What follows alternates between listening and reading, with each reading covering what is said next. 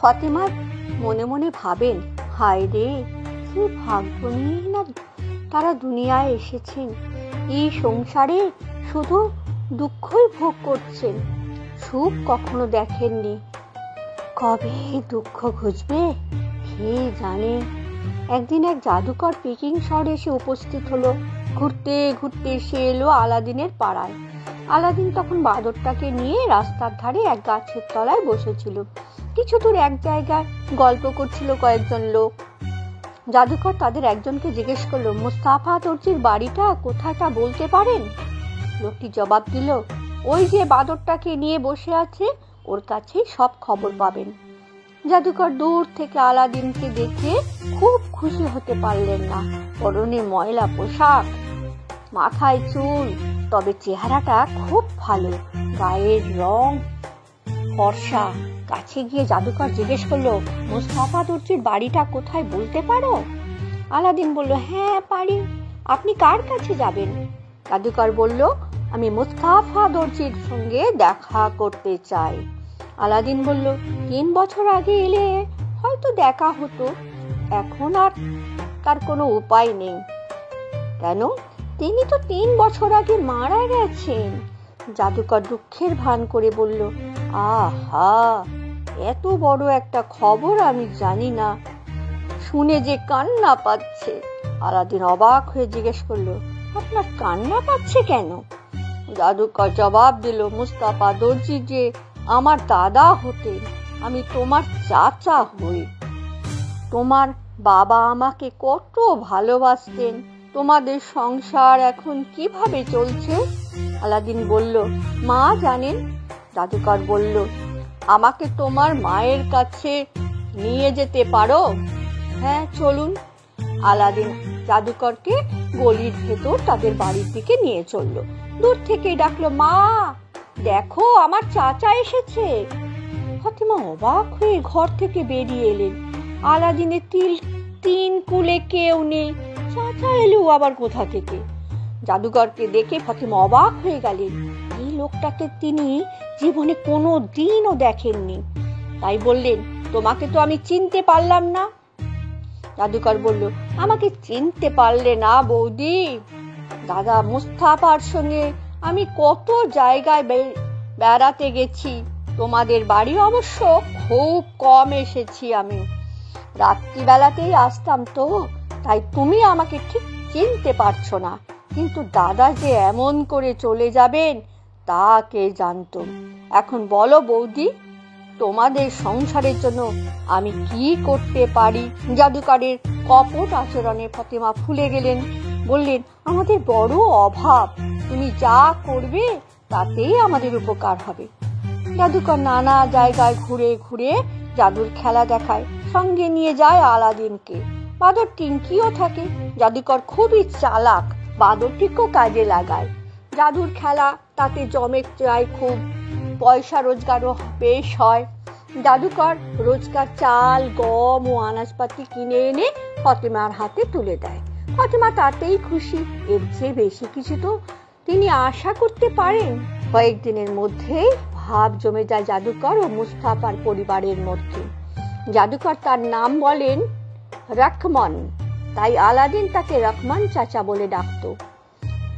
রহমান আলাদিনকে বলল, আমি তোমাকে জাদুর খেলা শেখাবো, তুমি নানা জায়গায় ঘুরে খেলা দেখাবে, অনেক টাকা রোজগার করতে পারবে।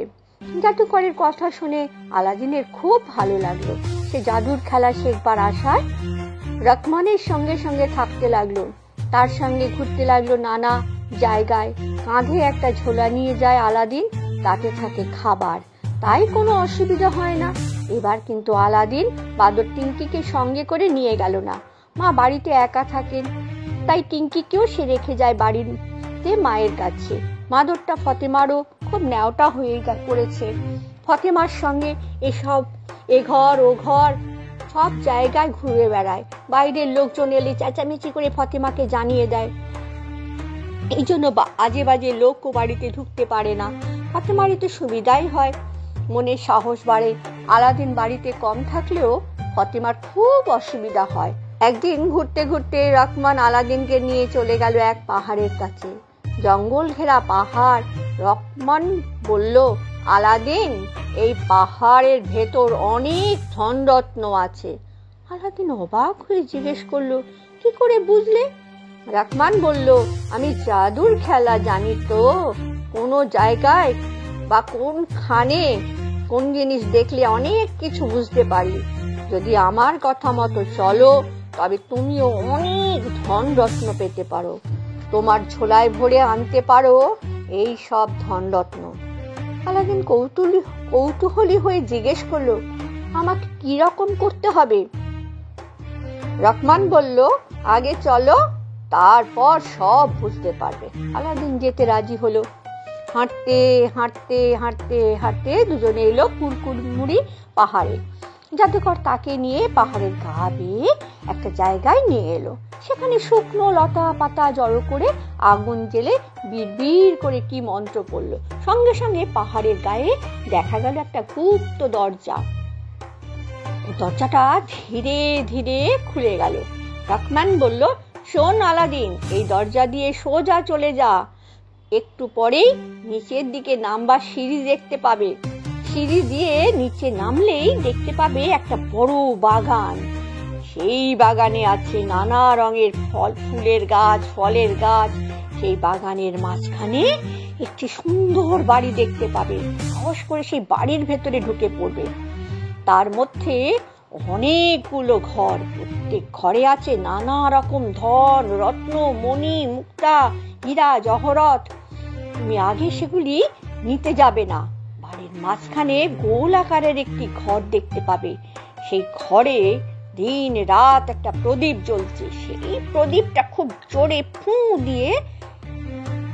দিয়ে নিভিয়ে দেবে। তারপর ওটা এনে দেবে আমার হাতে।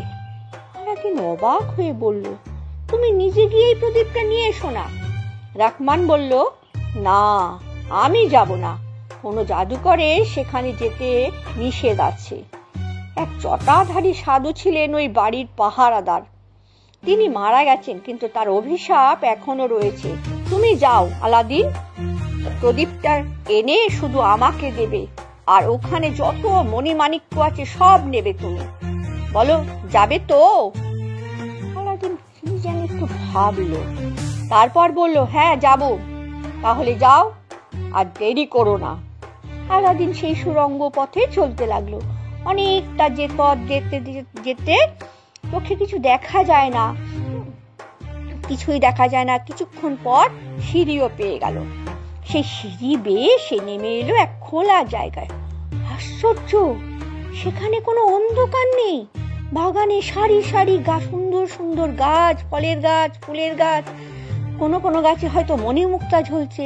তাতে আলোয় ভরে উঠেছে বাগান। মাঝখানে একটি সুন্দর বাড়ি। সেই বাড়ির ভেতর ঢুকে গেল আলাদিন। এদিকে ঘর, মাঝখানে একটা গোল আকারের মণিকোঠা। জাদুকর যা বলেছিল তা সত্যি একদম। ওই মণিকোঠায় একটি প্রদীপ জ্বলছে জলজল করে। সেই প্রদীপের আলোয় দেখা যেতে লাগলো এদিক ওদিকে অনেক কিছু। ঘরের এক ধারে একটা বড় সিন্ধুক রয়েছে। টানতেই সিন্ধুকের ডালাটা খুলে গেল। তার ভেতর রয়েছে সোনা রূপার রাশি রাশি মুদ্রা।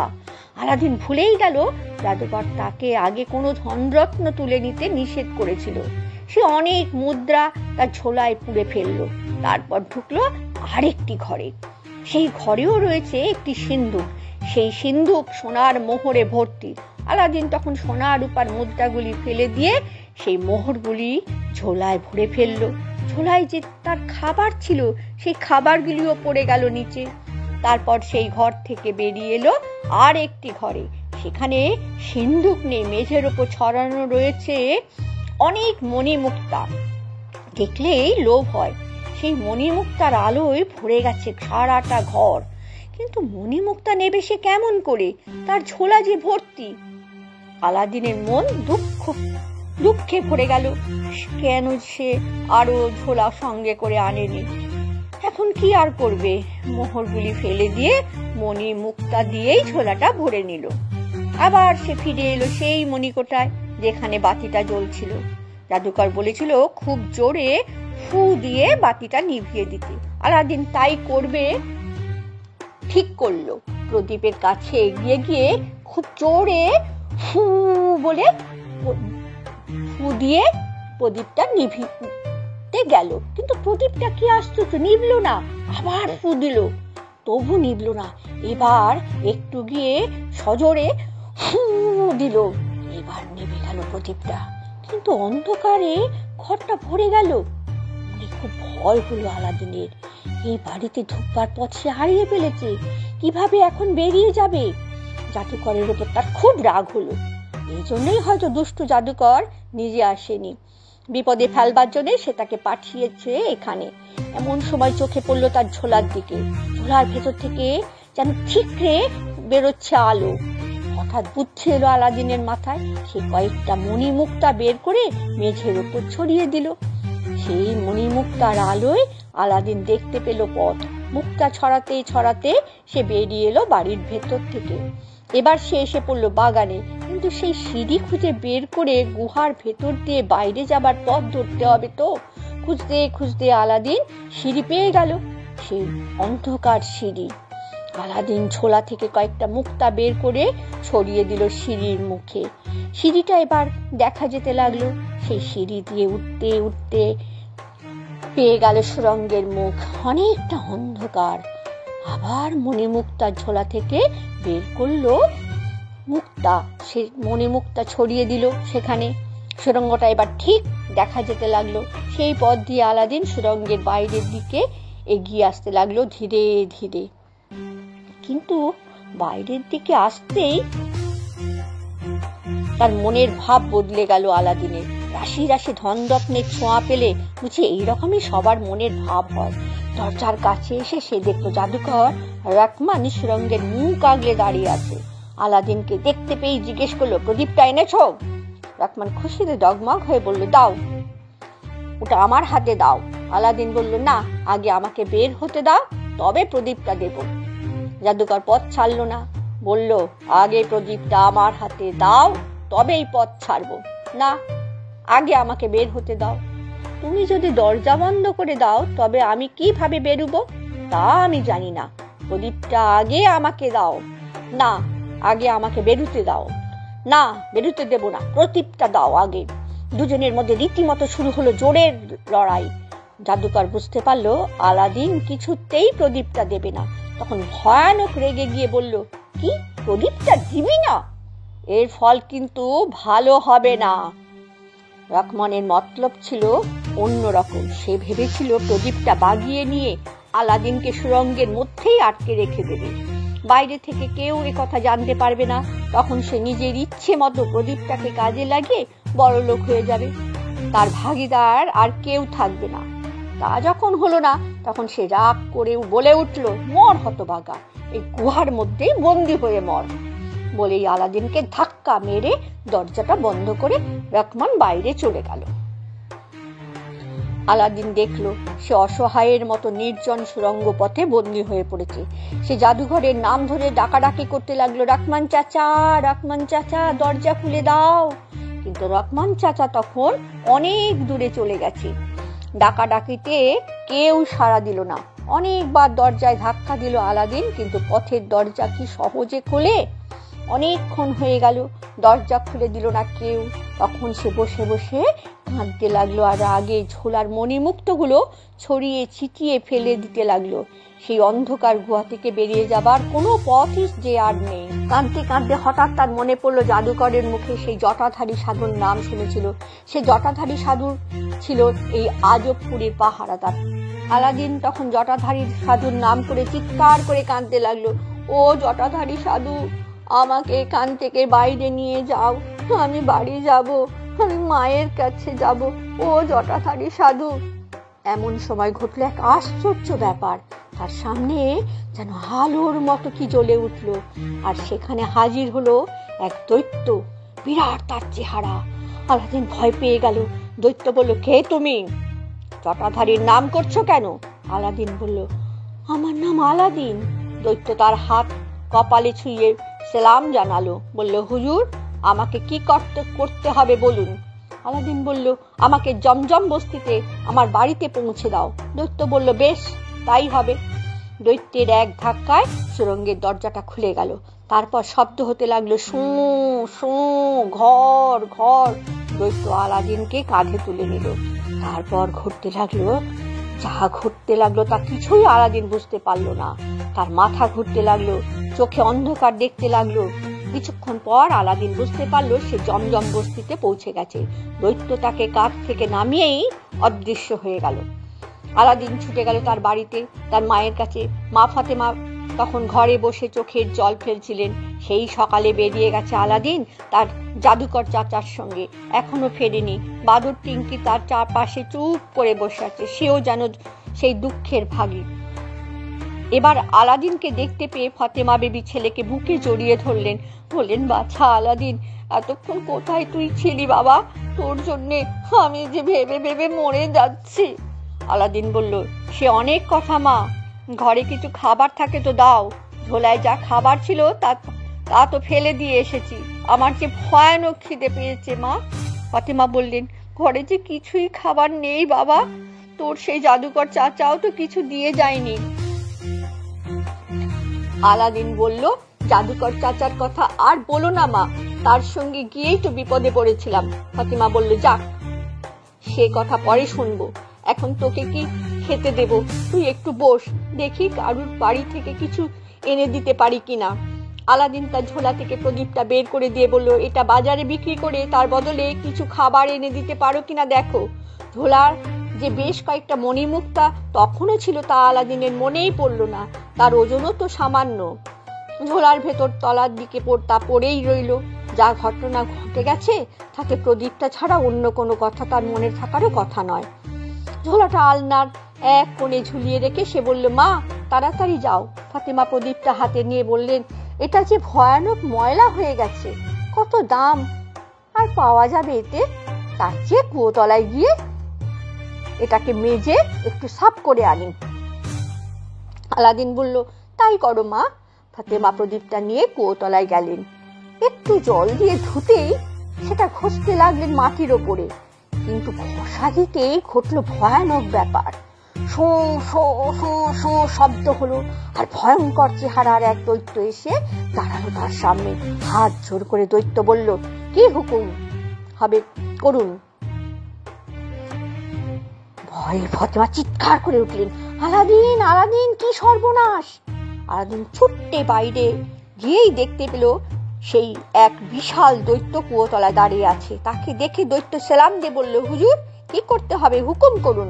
এইরূপ একটি দৈত্যের সঙ্গে আলাদিন আজই দেখা করেছে, তাই সে ভয় না পেয়ে জিজ্ঞেস করলো, কে তুমি? বিরাট সেই মূর্তি জবাব দিল, আমি প্রদীপের দৈত্য। মাটিতে প্রদীপের ঘষা লাগাতেই আমি এসে হাজির হয়েছি, এখন হুকুম করুন, আপনার কি দরকার? আলাদিন দেখলো ভারী আশ্চর্যের ব্যাপার। এখন কি চাইবে দৈত্যের কাছে? খিদে পেট জ্বলে যাচ্ছে, খাবার জিনিস ছাড়া আর কিছুই সে ভাবতে পারলো না। তাই বলল, আমাদের দুজনের জন্য ভালো ভালো খাবার কিছু নিয়ে এসো তো। দৈত্য বলল, বেশ তাই হবে, বলেই সে অদৃশ্য হয়ে গেল। ফাতেমা তখনও চোখ বুজে মাটিতে পড়ে আছে। চোখে জল ছিটিয়ে আলাদিন তাকে ভালো করে তুলল। এদিকে ঘরে গিয়েই আলাদিন ও ফাতেমা দেখতে পেল অবাক কাণ্ড, 2 থালা ভর্তি ভালো ভালো খাবার মেঝেতে সাজানো রয়েছে। ফাতেমা অবাক হয়ে বলল, এ কি, এত খাবার এলো কোথা থেকে? আলাদিন বলল, আগে খেয়ে নাও, তারপর সব কথা বলবো। তুমিও তো সারাদিন কিছু খাওনি। খুবই খিদে পেয়েছিল দুজনে। তারা খেতে বসে গেল। গরম গরম লুচি, আলুর দম, হালুয়া, এত ভালো ভালো খাবার তারা কখনো চোখে দেখেনি। পেট পুড়ে দুজনেই খেলো। খাবার ভাগ পেল বাদর টিঙ্কিও। খাওয়া দাওয়ার পর বিশ্রাম করতে লাগলো আলাদিন শুয়ে। ফাতেমা বিছানায় শুয়ে শুয়ে আলাদিন বলল, মা, ওই প্রদীপটা যত্ন করে তুলে রেখে দিও, ওটা আশ্চর্য প্রদীপ। মাটিতে ঘষা দিলেই দৈত্য এসে হাজির হবে, যা করতে বলবে তাই করবে সে। ফাতেমা গালে হাত দিয়ে বলল, বাবা, এমন সৃষ্টি ছাড়া কথা তো জীবনেও শুনিনি, ওই প্রদীপটাকে কোথায় পেলি? আলাদিন বলল, জাদুকর চাচা আমাকে নিয়ে গিয়েছিল এক পাহাড়ে, সেখানেই এটা পেয়েছি। জাদুকর চাচা এটা আমার হাত থেকে ছিনিয়ে নিতে চেয়েছিল, আমি তাকে দিইনি। সেই জন্য আমাকে পাহাড়ের গুহায় আটকে রেখেছিল। অনেক কষ্ট করে তবে আমি বেরিয়ে এসেছি। ফাতেমা বললেন, জাদুকর তো তোর চাচা হয়, সে এমন কাজ করলো? যাক, ওর হাত থেকে যে রেহাই পেয়েছিস সেটাই ভাগ্যের কথা। আলাদিন বলল, সে আমার চাচা হয় না, মিথ্যে কথা বলেছিল। সে আবার আমার খোঁজে আসতে পারে, সাবধান, ও যেন কিছুতেই এই প্রদীপের খোঁজ খবর না পায়। ফাতেমা বলল, না, প্রদীপের কথা আমি কাউকে বলবো না। জাদুকর এলেও ওকে তাড়িয়ে দেব। হ্যাঁ, সে কথা মনে রেখো মা, নইলে বিপদ ঘটবে। আর সব কাজ করবে খুব গোপনে। প্রদীপ ঘষলে দৈত্য আসে, সে কথা যেন কেউ টের না পায়। ফাতেমা বলল, কেউ টের পাবেই না?